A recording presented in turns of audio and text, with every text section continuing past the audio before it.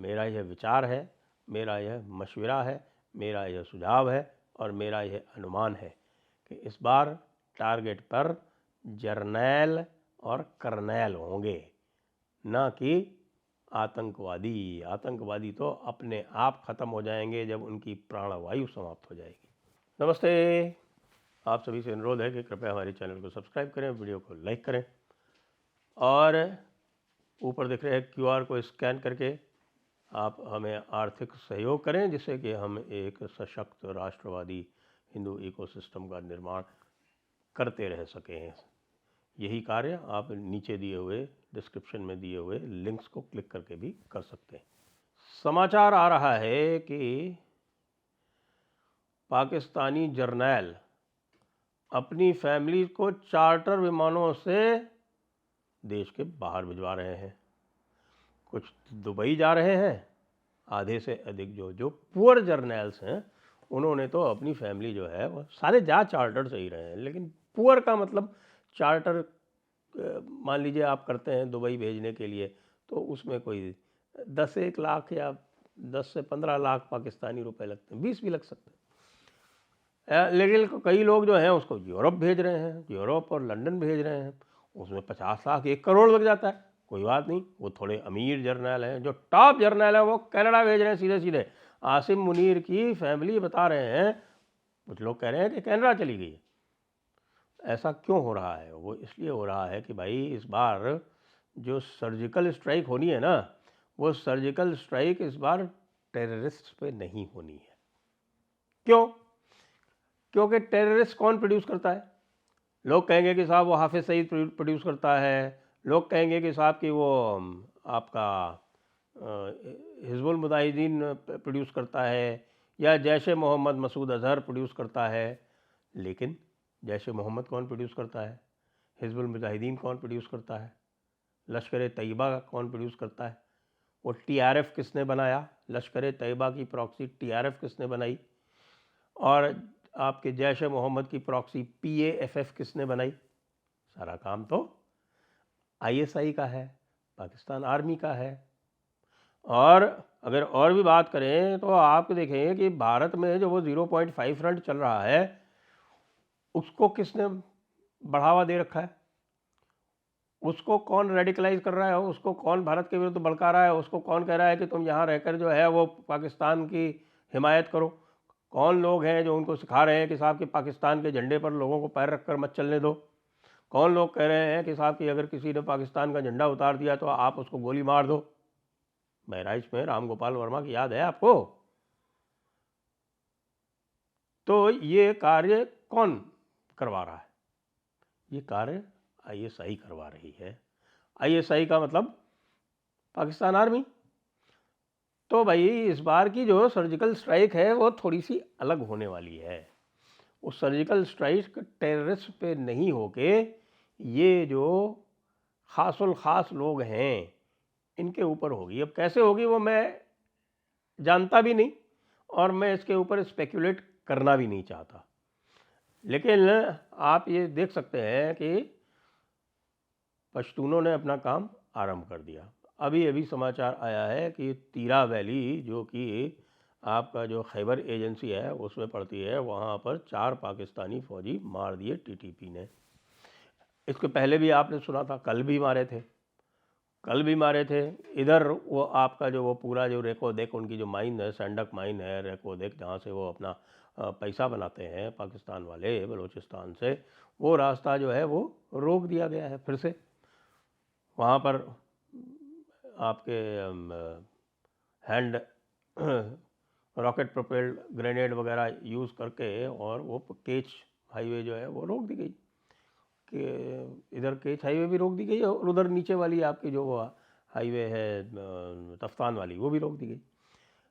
तो बलूचिस्तान में तो आपको वैसे भी पता है कि पाकिस्तान आर्मी बाहर निकल नहीं सकती, और निकलती भी है तो फिर बहुत लंबी चौड़ी रोड ओपनिंग पार्टीज़ वगैरह वगैरह पता नहीं क्या क्या करके निकलना पड़ता है उनको। तो ISI को मारने से क्या फ़ायदे हैं? ISI को पाकिस्तान के अंदर टारगेट करने के क्या फ़ायदे हैं?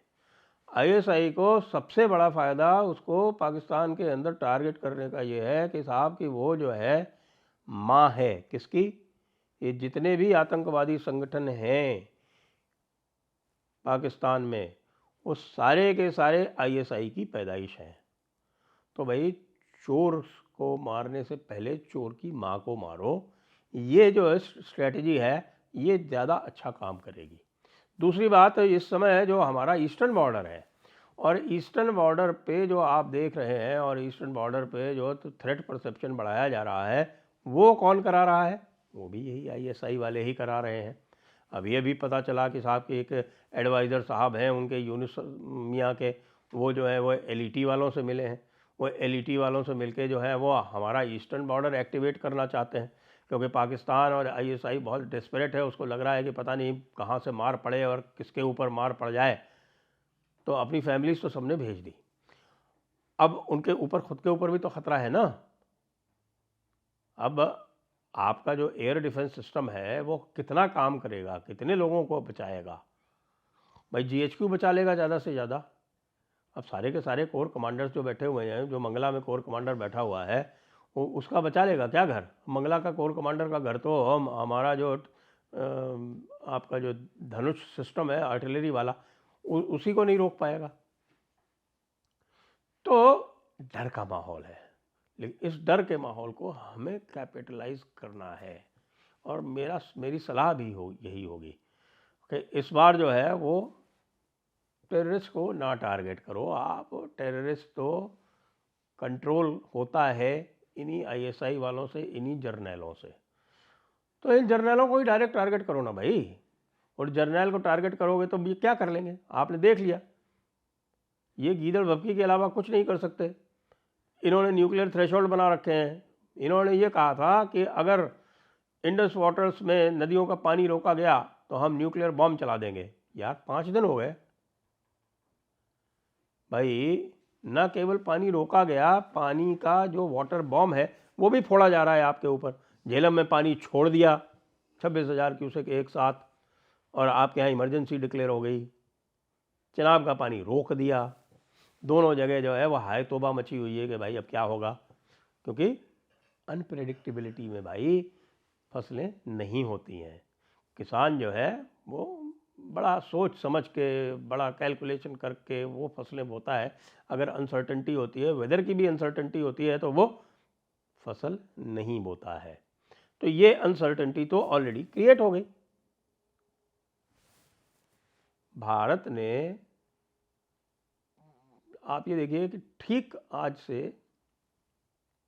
3 दिन पहले डिक्लेयर कर दिया था कि हम पानी रोकेंगे, और पानी जो है वो तुरंत रोक भी दिया गया। आपको ध्यान है, सलाल डैम जो है वो तुरंत ही रोक दिया गया।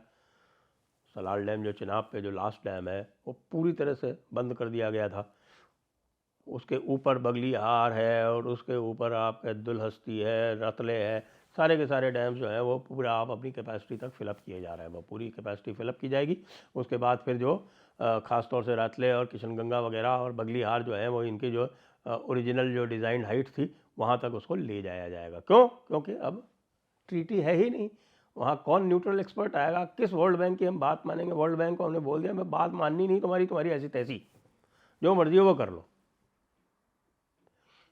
तो इससे आप ये देखिए कि अब ये एक और वर्ग पैदा करेगा पाकिस्तान में, जो कि पाकिस्तान मिलिट्री को अपनी दुर्दशा के लिए जिम्मेदार ठहराएगा। आपको ये भी बता दें कि इनकी जो फूड प्रोडक्शन है वो 2023 में जो पीक इनकी पहुंची थी उसके बाद से लगातार डाउन जा रही है, और इस वक्त 2024 में 11% फूड प्रोडक्शन डाउन था, जिससे इनकी जो प्राइसेस थी, जो वीट की यानी गेहूं की, गंदम बोलते हैं ये लोग उसको, पता नहीं अच्छे खासे गेहूं को गंदम क्यों बोलते हैं, गंदी चीज़ थोड़ी है, गंदम क्यों बोलते हो यार, अच्छम बोलो, ठीक है, वो तो अलग बात हो गई। लेकिन 70 रुपये के जी, 70 रुपये किलो जो गेहूं हुआ करता था वो 400 450 रुपये किलो पहुंच गया। आम आदमी की पहुंच से बाहर हो गया। आम आदमी अब गेहूं नहीं खा सकता वहाँ पे।